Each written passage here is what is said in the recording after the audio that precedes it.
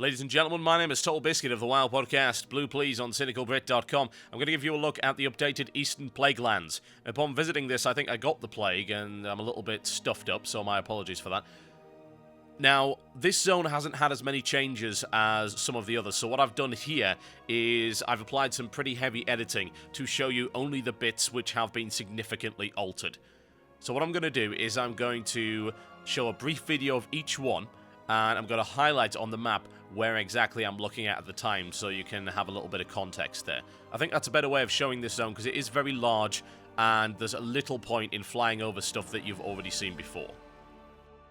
The first thing to note is that this zone has been retuned. It is now designed for level 40 to 45 characters.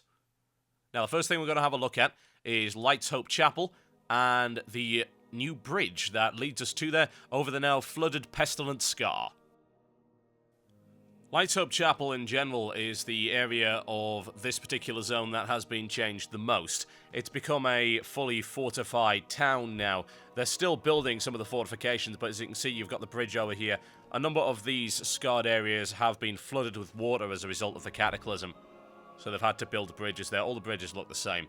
You note the fortifications there. You'll also note that these are guarded by level 70 elites with 128,000 health. I would not recommend attacking Alliance players here, but there you go.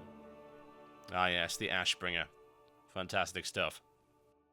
You'll note, unlike the Western Plaguelands, where most of this nonsense has been cleansed, the Eastern Plaguelands are still very much in the hands of the undead. This is one of the few clean and green areas that you'll find here. And someone seems very upset about that fact. Argent Dawn is still here in force, as you might imagine. Most of the guys who were here about the whole Naxxramas thing, they're all gone. That's been cleaned out. Although there is still a craftsman here, wearing that old terrible frost resistance gear. But he doesn't seem to give anything anymore. I'm glad to see that good old Bartholomew still remains among the land of the living. Well, I suppose that wouldn't be all that accurate, would it? Now, I did wonder if there was anything cool in this tomb, but sadly no. Nothing whatsoever. Just your average run-of-the-mill tomb. Overall, they've done a pretty good job on the home improvement side of things over here. Well done to the Argent Dawn. Shame the rest of it's still a bit of a mess. Okay, second area. This area was here before. Yes, indeed, that is the Ebon Hold Acherus, and this is now accessible to everybody. You can fly up here. All of the NPCs are friendly, but there doesn't seem to be any purpose to flying up there if you're not a Death Knight. Nonetheless, we're going to have a quick look at it anyway. Firstly, here it is from the bottom, doing its old Independence Day impression. You've also got a couple of flying chickens around. The Ebon Hold guards. And now if I take you inside, Mograin's still chilling. And I do mean quite literally.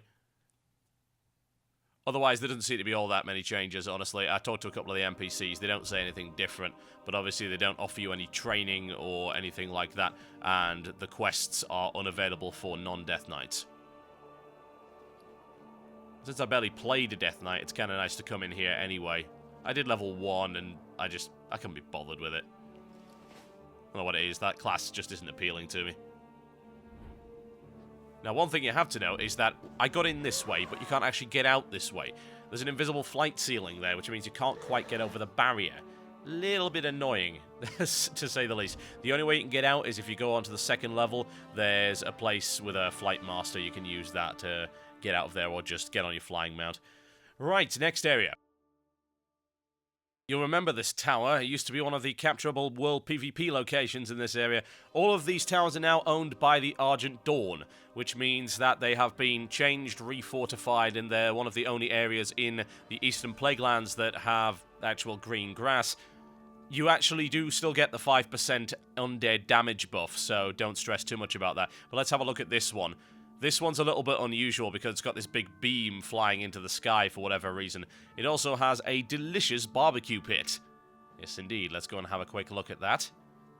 What you'll also note is that every one of these towers now has a neutral flight master, which means getting across this zone is a lot easier than it used to be. Anyone fancy a little bit of well-done abomination? Delicious.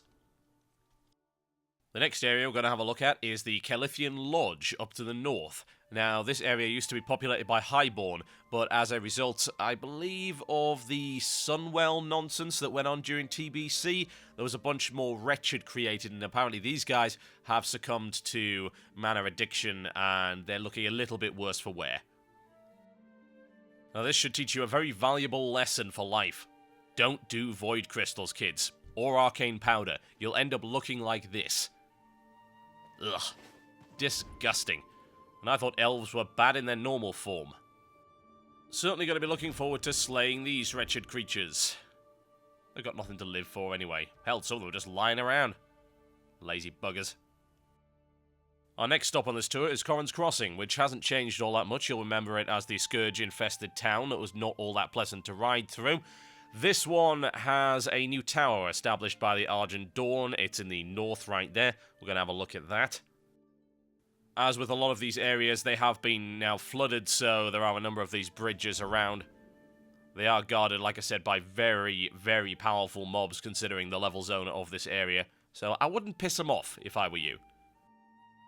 The town's just as ramshackle as it always was. It turns out the Argent Dawn doesn't have the manpower to really take this back, but they have been able to establish this watchtower right here, and I imagine this will be the staging point for a future assault at some point. Neutral vendors in here, and as with all of the towers in this area, there are neutral flight points, so that's 5 in total, plus the other ones that were already here to begin with. And last but by no means least, one of my favourite dungeons of all time, which I believe has been retuned to be the same kind of level as this area, just like Scholarman's has in the Western Plaguelands. It is Stratholme. Now, I would love to fly over this, but I can't. There's an invisible wall. I can show some parts to you from the air, so I'm going to do that right now. There we go.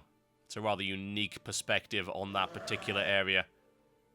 I'd still love to know what that bloody green gate was. You remember that? The green instance portal at the back there? It was supposed to be a way into Naxxramas, but that never happened, as far as I'm aware. It's a mystery. See how close we can actually get. Sadly, not as close as I would like. Man, that place has been burning for 6 years. You'd have thought it would have burnt out by now or something. And that about covers it, ladies and gents. Those are the major changes to the Eastern Plaguelands. The rest of it's pretty much the same as it always was. If you want any more information on this, the best place to have a look is WoW They've got a full list of everything that's been altered. I've covered everything that's worth looking at. My name's been Totalbiscuit, and I will see you next time.